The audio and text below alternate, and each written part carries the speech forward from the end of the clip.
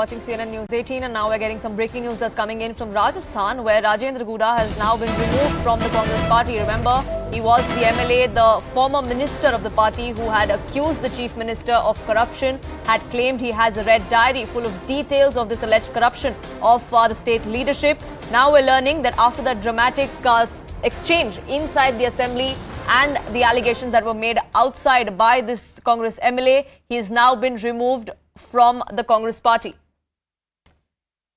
Babulal Dayal, my colleague joining us, getting us more details. Babulal, बताया जा रहा है राजेंद्र गुडा जी को हटा दिया है, पहले मंत्री पद से हटाया गया था शुक्रवार को और अब उनको कांग्रेस पार्टी से ही हटा दिया गया है। जी बिल्कुल, अभी अभी खबरें आई हैं कि जो पार्टी है कांग्रेस पार्टी, उन्होंने राजेंद्र गुडा को पार्टी से निष्कासित कर दिया है क्योंकि 3 दिन पहले उनको टर्मिनेट किया गया था मिनिस्ट्री से। और आज जब हाउस शुरू हुआ था तब वो आए और एक लाल डायरी लेकर के स्पीकर के सामने खड़े हो गए, जबरदस्त हंगामा किया, इतना अप्रूव हुआ, इतना पेंडामोनियम था, इतना रक्कस का स्थिति हो गया था राजस्थान की विधानसभा में कि जो सत्ता पक्ष के विधायक हैं उनकी और उनके बीच में बहुत ज्यादा तनातनी हुई थी। राजेंद्र गुडा जो रूलिंग पार्टी के एमएलएज हैं उनकी गैलरी की तरफ गए और मंत्रियों के साथ में उनकी हाथापाई हो गई। उसके बाद में जबरदस्त यहाँ पर हंगामा हुआ, सत्ता पक्ष और विपक्ष के बीच तीखी नोकझोंक हुई और काफी देर तक जब विधानसभा में स्थिति इसी तरह चलती रही, हाउस ऑर्डर में नहीं रहा, तो उसके बाद में हाउस को एडजर्न कर दिया गया 2 बजे तक के लिए। और जब हाउस 2 बजे शुरू होगा तो मणिपुर पर कांग्रेस पार्टी सदन में एक प्रस्ताव लेकर के आ रही है जिसका अपोजिशन विरोध करने की पूरी तैयारी कर रहा है। इस वक्त सदन स्थगित है लेकिन विपक्ष अपनी रणनीति बना रहा है और सत्ता पक्ष अपनी रणनीति। आज राजस्थान की विधानसभा का जो दिन था वो ज्यादा कोई अच्छा नहीं रहा।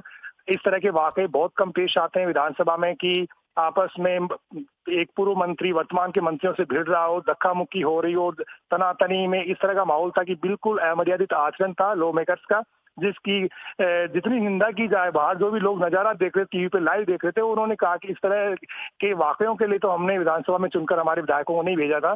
तो इस वक्त जो है राजेंद्र गुडा को बाहर निकाल दिया गया है विधानसभा से।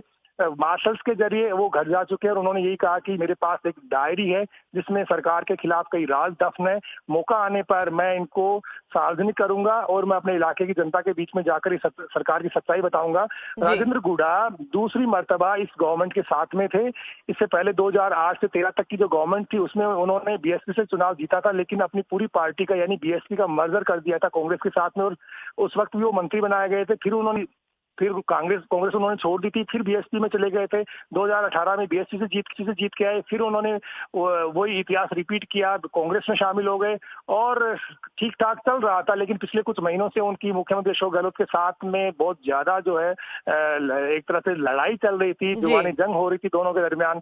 और कुछ दिन पहले यानी 2 दिन पहले उनको पार्टी ने टर्मिनेट किया मिनिस्ट्री से और आज जो है उनको पार्टी ने एक्सपेल कर दिया है।